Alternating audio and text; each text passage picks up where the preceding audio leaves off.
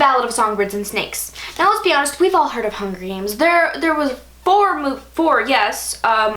movies, and there were also 3 books. The books were awesome. I didn't actually get to read them until just this year. I know I'm very stupid, but I thought, hey, why not talk about The Ballad of Songbirds and Snakes, the newest book by Suzanne Collins, which is supposed to explain President Snow's backstory. Now please, let me tell you how it made me feel. I couldn't tell you. Don't get me wrong, this was a good book, but it was pointless. This whole book was pointless. There was no point to it. Don't mind my background. I got back from Washington yesterday. They could have fit what was in that book into the Hunger Games. There was no need for this whole book. There was no point to it. I guess we'll read the inside. It is the morning of the reaping that will kick off the 10th annual Hunger Games. In the capital, 18-year-old Coriolanus Snow is preparing for the one shot at glory as a mentor in the games. The once mighty House of Snow has fallen on hard times, its fate hanging on the slender chance that Coriolanus will be able to outwit, and outmaneuver his fellow students to mentor the winning tribute. The odds are against him. He's been given the humiliating assignment of mentoring the female tribute for District 12. It kind of sounds like Katniss, but it's not Katniss. It's someone else from District 12, but Katniss, remember, if you've read The Hunger Games, and you shouldn't be reading this unless you've read The Hunger Games, Katniss is from District 12. The lowest of the low. Their fates are now completely intertwined. Every choice Coriolanus makes could lead to favor or failure, triumph or ruin. Inside the arena, it will be a fight to the death. Outside the arena, Coriolanus starts to feel for his doomed tribute, and must weigh his need to follow the rules against his desire to survive no matter what it takes. First off, I had to buy a hardcover. Is there a paperback that I just didn't know about? Second off, why are these people's names so hard to say? This book is a little bit over 500 pages. It's normal length for a YA book.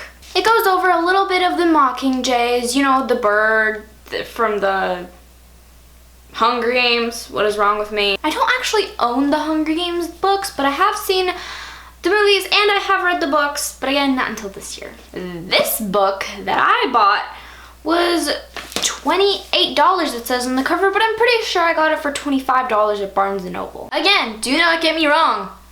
I loved this book because I love the Hunger Games, and I just love it when kids tear each other to pieces. But there is a fine line between rebellions and telling people that humans are awful creatures. Are they wrong? No. Should they be saying this in a YA book that kids will read and be very sad about? I don't know.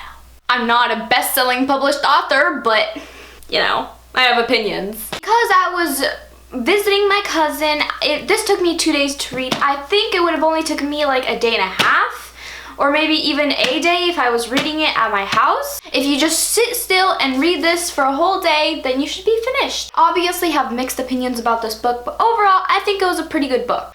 Now, this book starts off with Coriolanus or something like that. I'm gonna just put his name right here, and his nickname is Corio, so that's just what I'm gonna call him because it's way easier for me. Now, Corio is a mentor, as we read from the...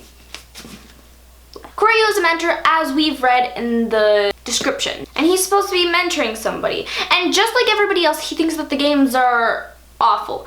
And this book kind of proves that. Let's be honest, humans would do anything they could to survive. Take the 100, for instance. TV show that you may or may not have heard of. I'm pretty satisfied with this novel, despite it missing a few little details at the end. Basically, at the end, you just want to stare at the book and go, what? You'd think, what, how is that how this book ends? Well, think of it. President Snow isn't exactly a very likable person. In this book, in his perspective, he's always thinking of ways to get out of situations and ways to survive. While you're reading his perspective, you're thinking, wow, that's awful. How could he think that? You would be thinking the same thing if you were in the same situation. Just give us an insight on why President Snow, in the future he's President Snow, why he was so cruel and not a likable person. I don't know about you, but in all honesty, I didn't have a lot of hope for this novel, but it surprised me. Well played, Suzanne Collins, well played. Not sure if this book is at libraries right now because of the current situation. I know for a fact that it's at stores right now. Out of all the things, I would rate this book an 8 out of 10. I enjoyed it, but there wasn't really a point to it. I'm sorry if this video wasn't very helpful. I just gotten back. There'll be more videos posted soon, so keep your eye out for that. Subscribe and like, and I'll see you all next time. Bye!